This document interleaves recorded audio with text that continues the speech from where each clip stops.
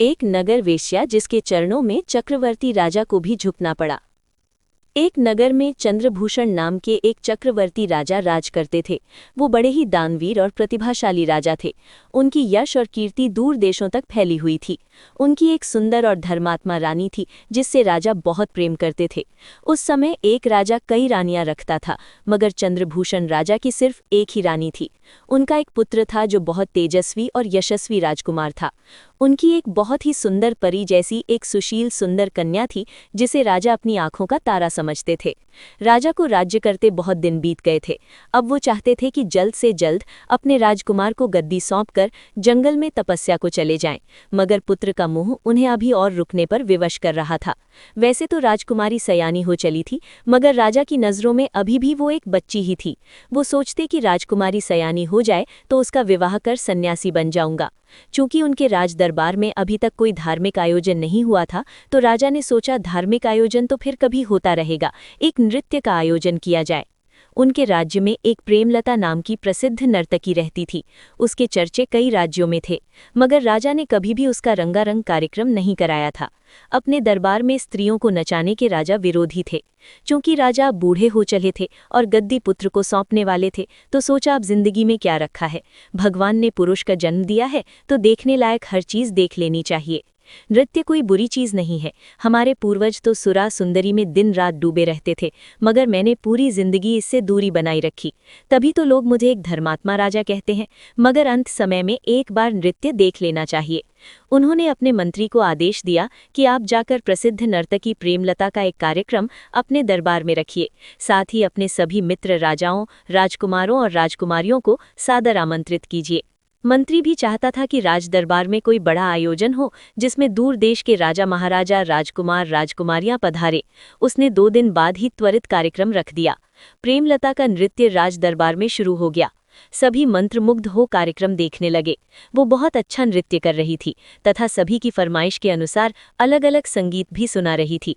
सभी अपलक प्रेमलता को देख रहे थे। वो देखने लायक चीज भी थी। वो एक परम सुंदरी थी, जैसे विधाता ने उसे बड़ी ही फुर्सत से बनाया हो। संगीत सुनते और नृत्य देखते भोर हो चली। प्रेमलता ने देखा कि उसका तबला वादक सुर ताल से भटक रहा है, शायद उसे अब नींद आ रही है। तो उसे सचेत करने के लिए उसने एक दोहा सुनाया, जिसे वो अपने वादकों में जोश भरने के लिए सुनाया करती थी। मगर वो राज दरबार में पहली बार आई थी, तो वो दोहा राज दरबार के लिए बिल्कुल नया था। उसने गाया, बहु बीती थोड़ी रही, पल पल गई बिताए, एक पलक के कारणे क्यों कलंक लग जाए। ये दोहा राजगुरु गौर से सुन रहे थे। सुनने के बाद उन्होंने राजा द्वारा भेंट दी गई स्वर्णमाला अपने गले से उतारकर नर्तकी को दे दी। चूंकि नर्तकी रात भर तरह तरह के राग, तरह तरह के संगीत गाती रही, अच्छे से अच्छा नृत्य करती रही, मगर किसी ने उसे 1 पैसा पुरस्कार नहीं दिया। मगर इस दोहे पर उसे स्वर्णमाला मिल गई, तो उसने समझा ये दोहा शायद सभी को बहुत पसंद है, तो उसने उसी दोहे को पुनः गा दिया। तो राजकुमारी ने अपने गले से मोतियों की माला को उतारकर प्रेमलता को दे दिया। उसने और खुश होकर उसी दोहे को पुनः गाया, तो रानी ने भी अपने गले से हार उतार उसे दे दिया। प्रेमलता सोचने लगी, गजब का दोहा है, इसे गाने से स्वर्णमाला और हार की बरसात हो रही है। वो पुनः उसी दोहे को गाने लगी, तो इस बार राजकुमार उठा और अपना स्वर्ण मुकुट उतार उसके चरणों में रख दिया। ये देख राजा ने प्रेमलता को नृत्य बंद करने का आदेश दिया। नर्तकी ने नृत्य बंद कर दिया। राजा ने अपने राजगुरु से पूछा कि गुरुजी, ये बताइए कि इस दोहे में कौन सी बात है कि आप लोग लुट जाने के लिए तैयार हैं। उस दोहे का अर्थ हमें विस्तार से समझाइए। एक नगर वेश्या के नृत्य और दोहे में ऐसी कौन सी बात है कि एक राजगुरु भी दिग्भ्रमित हो गया। तब राजगुरु ने राजा से कहा, कृपया आप इस ज्ञानी स्त्री को एक वेश्या कहकर अपमानित ना करें। आज से ये हमारी गुरु है, इसने हमारी आंखें खोल दी हैं, मुझे नरकगामी बनने से बचा लिया है। मैं जिंदगी भर संयम पूर्वक भक्ति में लगा रहा, अपनी साधना कभी भंग नहीं होने दी, मगर अंतिम समय में मैं एक नर्तकी का मुजरा देखकर अपनी संचित साधना नष्ट करने चला आया हूँ। राजन, मेरी आंखें इस देवी ने खोल दी हैं, अब मैं यहाँ एक पल के लिए भी नहीं रुक सकता।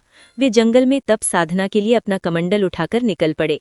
राजा ने अपनी प्राणों से प्यारी राजकुमारी से पूछा, तुमने अपनी मोतियों की माला नर्तकी को क्यों दे दी? तब राजकुमारी बोली, पिताजी, मैं अपने जीवन का रास्ता भटक गई थी, मुझे नर्तकी ने रास्ता दिखा दिया। मैं आज आने वाली रात को आपके सारथी के बेटी के साथ भागने वाली थी और अपनी जिंदगी बर्बाद करने वाली थी। मुझे लग रहा था कि आप मेरी शादी नहीं करने वाले थे, मगर नर्तकी ने मुझे समझा दिया कि पगली, जल्दबाजी मत कर। तुम किसी राजकुमार की अमानत हो, तुम्हें रानी बनना है। तुमसे कहीं ज्यादा तुम्हारी शादी की फिक्र राजा को है। अवश्य ही इस कार्यक्रम के बाद किसी न किसी सुयोग्य राजकुमार से वो तुम्हारी शादी कर देंगे। इस नर्तकी ने मुझे ही नहीं, मेरे पिता को भी कलंकित होने से बचा लिया है। इसे वैश्या कहना कहीं से भी ठीक नहीं। ये आज से हमारी गुरु है। राजा ने रानी से पूछा कि तुमने अपना सबसे प्यारा, सबसे कीमती हार नर्तकी को क्यों दे दिया? रानी बोली, महाराज, आप जानते हैं कि आप बूढ़े हो चले हैं और मैं जवान हूँ। मेरे मन में काम वासना जाग गई थी। आज रात मैं मंत्री के साथ हमबिस्तर होने वाली थी, लेकिन नर्तकी ने मुझे ऐसा करने से रोक दिया। वो अपने दोहे से कह रही थी कि तुम एक धर्मात्मा राजा की पत्नी हो और उसे कलंकित करने पर तुली हो। महाराज, इस स्त्री ने मुझे नर्क में जाने से रोका है। ये मेरी भी गुरु है। राजा अपने बेटे से बोला, तुमने अपना मुकुट नर्तकी के चरणों में क्यों रख दिया? तब राजकुमार बोला, महाराज, मुझे लग रहा था कि आप राजपाट मुझे नहीं सौंपने वाले, अतः आज रात छल से मैं आपको बंदी बनाने वाला था और राजगद्दी पर बैठने वाला था। मगर नर्तकी ने मुझे बताया, पगले, उतावले न हो, तुम राजा के इकलौते राजकुमार हो, ये गद्दी तुम्हें ही मिलने वाली है, तो फिर अपने ऊपर कलंक क्यों लेना चाहते हो? महाराज, ये नर्तकी मेरे लिए माता के समान है और आज से मेरी गुरु भी है। तब राजा बोला, तो इसका मतलब इस राज्य में एकमात्र मूर्ख मैं हूँ जिसे नर्तकी की कोई बात पल्ले नहीं पड़ी? अरे, ये आयोजन तो मैंने अपनी पुत्री की शादी, पुत्र की शादी और राजकुमार को गद्दी सौंपने के लिए ही किया है। मैंने सैकड़ों राजकुमारों को आमंत्रित किया है ताकि राजकुमारी स्वेच्छा से अपने वर का चयन कर सके। हमने दूर देश की राजकुमारियों को इसीलिए बुलवाया है ताकि हमारे राजकुमार उसमें से अपने लिए पत्नी का चयन कर सकें। उसके बाद मैं राजकुमार को गद्दी सौंप दूं और रानी के साथ जंगल में तपस्या के लिए चला जाऊं। रानी महल में रहेगी तो उसका मन भ्रमित होता रहेगा। ये उम्र मन को भटकाने की नहीं, भगवान में लगाने की है। चूंकि तुम लोग नर्तकी को गुरु मान चुके हो, तो मैं भी इस देवी को अपना गुरु मानता हूँ और प्रणाम करता हूँ, जिसने मेरे पूरे परिवार को डूबने से बचा लिया है। मैं इन्हें अपने राज्य की राज नर्तकी घोषित करता हूँ। आज से ये दरबार में रहकर नृत्य और संगीत की शिक्षा दिया करेंगी। ये सुनकर नर्तकी बोली, क्षमा करें महाराज, मैं आपकी आज्ञा स्वीकार नहीं कर सकती। धन्य है आपका दरबार, जहाँ कदम रखते ही मुझ कलंकिनी स्त्री की भी आंखें खुल गई। मैं आज तक अपने कहे दोहे का सही अर्थ नहीं समझ सकी थी। मैं तो इशारे से अपने तबला वादक को समझाती रहती थी कि रात भर हमने बहुत मेहनत की है, अब तुम अंतिम समय में सो जाओगे तो जो कुछ भी आयोजक की तरफ से मिलना है वो नहीं मिल पाएगा, इसलिए सचेत हो जाओ और सुर ताल में लगे रहो। मगर इस दोहे का इतना मर्मस्पर्शी अर्थ हो सकता है, मैंने कभी सोचा ही नहीं था। चूंकि अब मेरी आंखें खुल चुकी हैं, तो आज से, बल्कि अभी से, मैंने सन्यासिनी बनने का निश्चय कर लिया है। अतः आपकी आज्ञा का उल्लंघन करने की दुष्टता को क्षमा करें। इस तरह राजगुरु, राजा, रानी, राजकुमार, राजकुमारी और स्वयं नर्तकी भी अपना मार्ग भटकने से संभल गए। दोस्तों, आज देखने को हमें मिल रहा है कि बहुत से युवक युवतियां अपनी जिंदगी का रास्ता भटक जाते हैं और अपना जीवन बर्बाद कर लेते हैं। कुछ तो उतावलेपन में अपनी जिंदगी ही समाप्त कर लेते हैं। सभी को धैर्य रखना चाहिए। समय से सब कुछ सही होता है। जो फल पेड़ पर पकते हैं वे मीठे होते हैं, पौष्टिक होते हैं। वही जोर जबरदस्ती दवा से पकाए गए फल स्वास्थ्य के लिए हानिकारक होते हैं और समय से पहले सड़ जाते हैं। उसी तरह मनुष्य की जिंदगी भी है, जिसे अपने बड़े बुजुर्ग की देखरेख, मान मर्यादा में पले बड़े होने पर सकुशल जिंदगी कट जाती है।